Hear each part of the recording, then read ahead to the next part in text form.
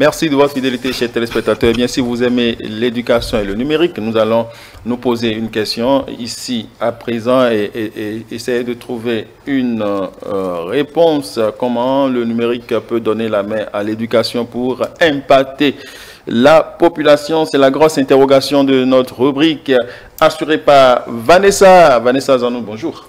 Bonjour Habib, bonjour à vous chers téléspectateurs. La première manche de votre rubrique, c'est bien sûr le bulletin. On y va tout de suite. D'accord. Alors, à nouveau, bonjour chers téléspectateurs, j'espère que tout le monde se porte bien. Alors, 368 femmes artisanes bénéficiaires du volet formation du projet Assurance pour le renforcement du capital humain ont reçu le parchemin ce jeudi 1er février 2024 à Comassé. Au terme de plusieurs sessions de renforcement de capacité dans le domaine respectif d'activité, ces femmes ont été gratifiées d'attestations de fin de formation. Le ministre d'État Pascal Irénée Koupaki a félicité ces femmes pour avoir saisi cette opportunité offerte par le gouvernement aux artisans du Bénin pour se performer dans le domaine d'activité. En sa qualité de président du conseil d'administration de l'Institut national de la femme, il a rappelé la volonté du gouvernement d'œuvrer pour le plein épanouissement des femmes béninoises. Et puis, dans le cadre de son opérationnalisation, l'Agence nationale de l'alimentation et de la nutrition envisage recruter un directeur de l'alimentation, un responsable des systèmes d'information, un responsable suivi et évaluation et puis un chef du service des études, de la recherche et de l'éducation en nutrition et beaucoup d'autres postes. Créé par décret numéro 2023-425 du 26 juillet 2023, la dite agence est l'instrument de mise en œuvre de la politique d'alimentation et de nutrition. De façon spécifique, l'agence est chargée d'assurer la gouvernance des cantines scolaires en vue d'obtenir de meilleurs résultats sur le développement de la petite enfance et de l'enfant à l'école. La date limite de candidature est fixée au 15 février 2024 à 18h précises. Par ailleurs, du 13 au 15 février 2024, l'UNESCO organisera la conférence mondiale sur l'éducation culturelle et artistique au Centre national des expositions d'Abu Dhabi aux Émirats arabes. À cette occasion, les ministres de la culture et de l'éducation du monde entier se réuniront en vue de l'adoption d'un cadre de l'UNESCO pour l'éducation culturelle et artistique. La conférence mondiale comptera également sur la participation d'autres des Nations Unies, d'organisations intergouvernementales, de réseaux de l'UNESCO et autres partenaires dans le domaine de la culture, de l'éducation, en vue notamment de partager des pratiques et des idées novatrices, mais également de renforcer une alliance mondiale en faveur de l'éducation culturelle et artistique. Et puis ce sera tout pour ce bulletin d'information. Ce sera tout donc pour le bulletin de l'information, mais la rubrique continue et c'est la seconde manche. Bien sûr, l'intelligence artificielle au service de l'éducation, enjeux, opportunités et défis, c'est le thème qui nous a réunis, qui nous réunit dans cette deuxième séquence. Nous allons explorer les multiples facettes de cette technologie innovante et discuter de son impact potentiel et de ses implications dans le domaine de l'éducation. Mais avant d'installer mes invités ici sur le plateau, nous allons suivre ce petit vidéo que j'ai moi-même réalisé.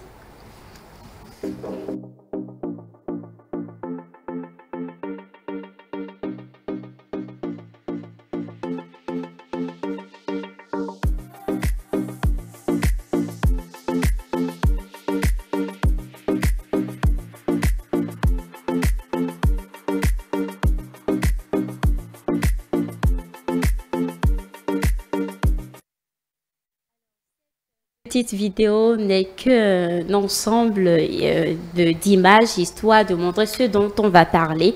Ici, je suis avec Brice Bou, CEO de All Web Services, spécialiste IA, et François Quenin, directeur de l'école Notre-Dame de la Trinité de Révier. Bonsoir, messieurs.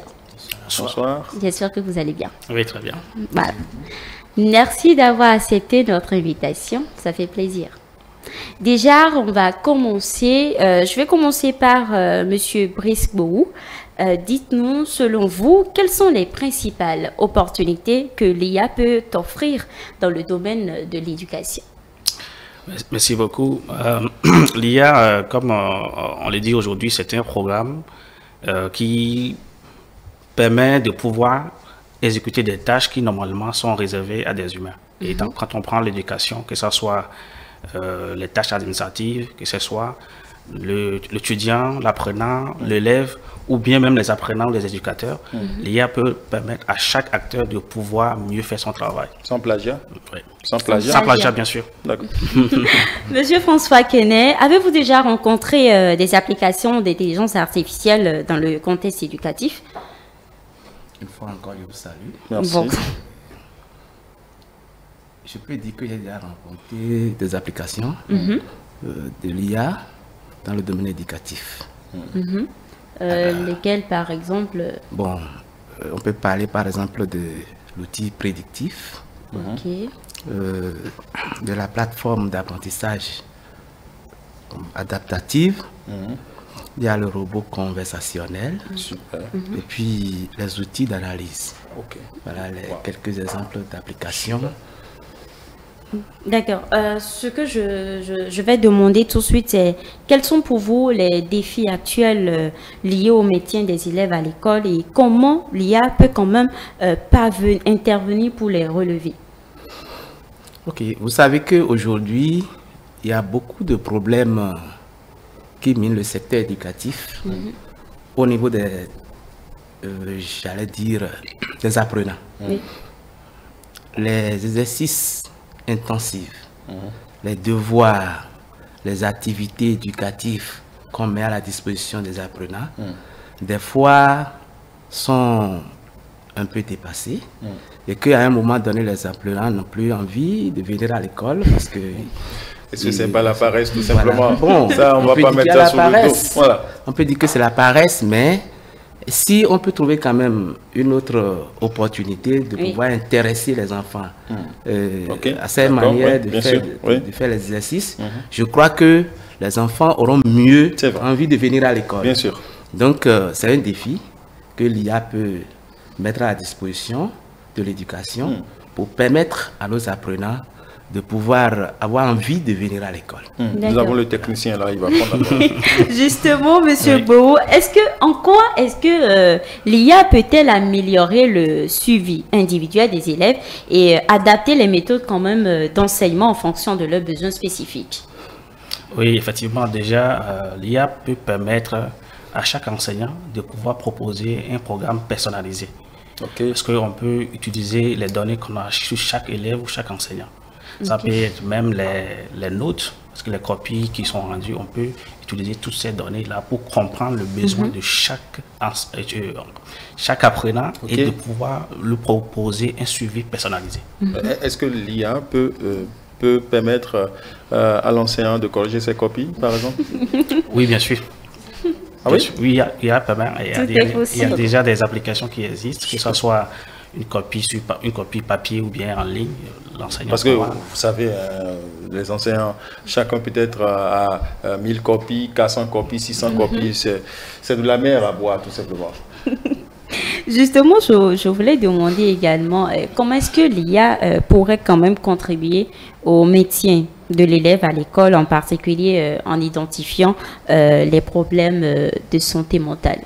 Oui, déjà, l'IA utilise des données que peut lui renseigner l'enseignant ou l'école tout simplement. Par exemple, j'ai déjà cité les copies rendues lors des devoirs, des interrogations. Nous avons aussi, on peut observer le taux d'absentéisme de chaque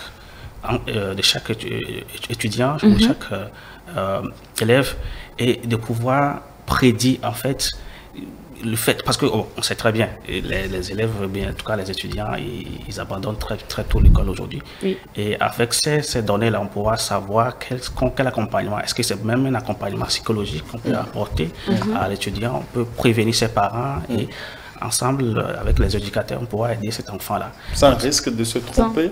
Bien sûr. Bien sûr.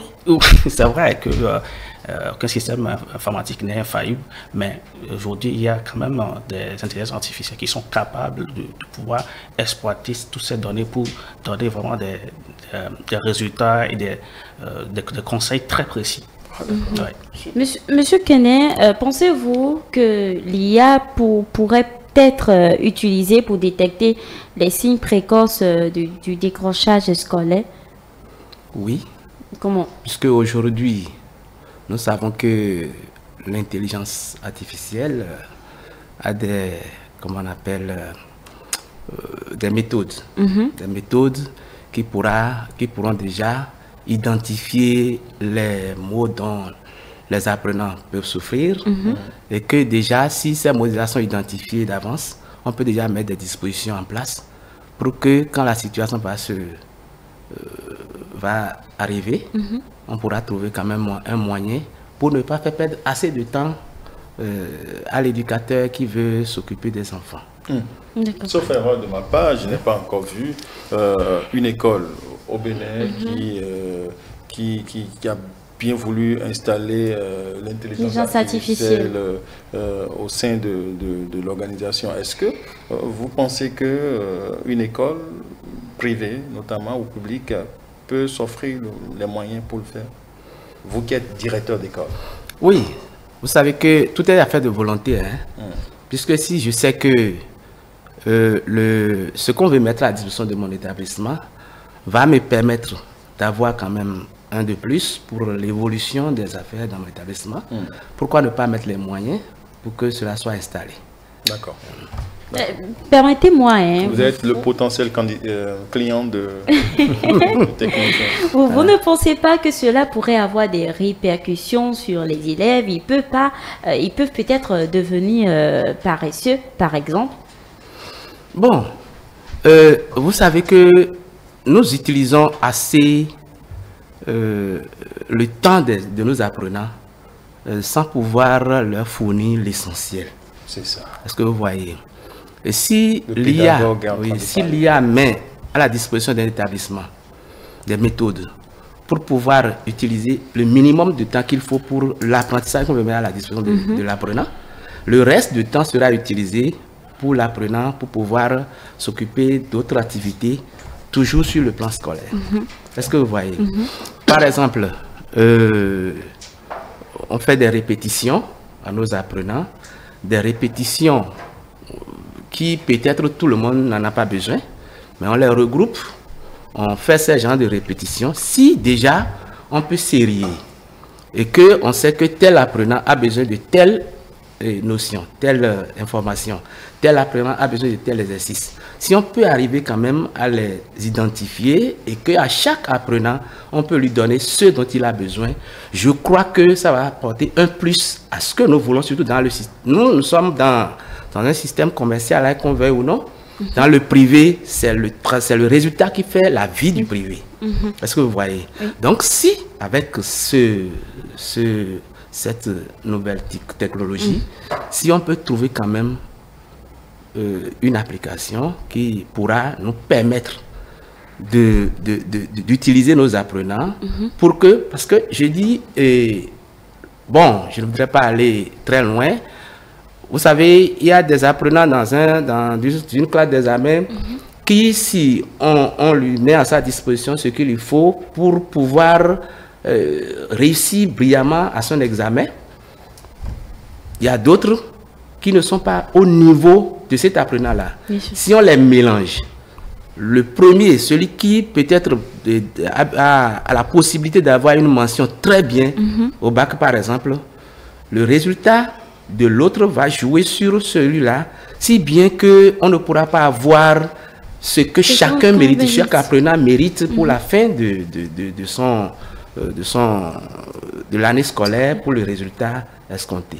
D'accord. Alors, Monsieur Gourou, dites-moi, comment est-ce que l'IA pourrait-elle être intégrée pour suivre et évaluer les progrès académiques des élèves de manière plus personnalisée? Voilà, donc déjà, comme j'ai dit plus tôt, en utilisant les données qu'on récolte de chaque apprenant, on essaie de pouvoir voir quelle aide pratique on peut lui apporter. Et en créant des programmes basés sur l'intelligence artificielle, on pourra entrer ces données personnelles de chaque apprenant et l'intelligence pourra alors l'aider, lui apporter l'aide pratique qu'il faut. C'est que l'éducateur ou bien l'enseignant ne peut forcément pas lui apporter. Donc, c'est vrai, il y a davantage à proposer des programmes basés sur l'intelligence artificielle, mais il y a aussi des inconvénients. Et je vous permettez, je vais revenir sur l'intervention du directeur. Effectivement, ça aide beaucoup, mais l'une des craintes, c'est que l'élève devient ou bien l'apprenant devient paresseux. Donc, c'est pourquoi il faut réguler tout système qu'on leur propose. Par exemple, nous, on a une intelligence artificielle où des élèves font une photo d'une épreuve qui lui envoie de lui traiter ça. Bon, il peut le faire. L'intelligence artificielle peut le faire. Mais nous, on le réguler, on dit non, on ne va pas lui envoyer un code de type. On va l'aider. Il va fournir des réponses pour chaque question. Il va l'aider à corriger pour dire d'accord, ça c'est bien, voilà, ça maintenant ça la réponse. Mais il ne va pas lui envoyer un correctif. Donc si on le fait ainsi, si on régule de cette façon, alors ça va être une aide pratique plutôt qu'un programme qui va les abrutir, si on veut dire comme ça. C'est ça. Super. Alors, je pense qu'on va finir ce plateau. Oui, mais bien avant, ce sera vos mots de la fin. Quel avantage voyez-vous, M. Bourou, à utiliser des systèmes IA pour analyser et interpréter les performances des élèves dans différentes matières? Le résultat final, c'est améliorer le résultat scolaire de chaque apprenant. Parce que ces programmes permettent de pouvoir identifier les besoins spécifiques et permet à l'enseignant de proposer des programmes scolaires basés sur les besoins de chaque apprenant. Ce qui fait que l'apprenant peut apprendre au-delà du programme scolaire qu'on lui a proposé. Donc ça ouvre vraiment énormément d'opportunités. Et puis apprendre au-delà de ce qu'on peut lui proposer, avoir, comment on dit, un institution qui comprend réellement de quoi il a besoin et qui lui fournit les réponses dont il a besoin. Il faut vraiment qu'on sensibilise les chefs d'établissement pour adopter cette méthode-là, oui. Puisque nous avons M. François Kené avec vous, quelle serait votre chance? Oui, ça c'est vrai. Et nous en avons besoin, puisque l'éducation, la pédagogie différentielle exige que l'instituteur ou bien l'enseignant s'occupe de chaque apprenant. C'est ça. L'enseignant s'occupe de chaque apprenant. Et si vraiment l'IA peut mettre à disposition de cet enseignant une méthode, une pratique qui pourra lui permettre d'identifier les difficultés de chaque apprenant, je crois que cette pédagogie différentielle aura son sens d'être dans le système éducatif. Merci beaucoup. Alors, j'étais avec Brice Bourou, CEO de World Web Service, spécialiste IA, et François Kené, directeur de l'école Notre-Dame de la Trinité de Révier. Au cours de cet instant, vous avez eu l'occasion d'entendre nos invités qui ont partagé leurs connaissances et le point de vue sur les différentes dimensions de ce sujet qu'est l'intelligence artificielle au service de l'éducation. Enjeux, opportunités et défis. Merci à tous de nous avoir suivis et à mardi prochain. Merci beaucoup à vous, Vanessa. Intelligence artificielle au service de l'éducation. Enjeux, opportunités et défis, c'est terminé. Nous allons remercier nos invités. Merci beaucoup, chers invités. Nous vous disons bon succès, plein succès dans vos activités. Vous revenez quand vous voulez, c'est votre plateau. Nous allons retrouver le dernier plateau de cette émission. C'est quel plateau? Kiff numérique. Kiff numérique, voilà Vanessa. Kiff numérique, c'est tout de suite.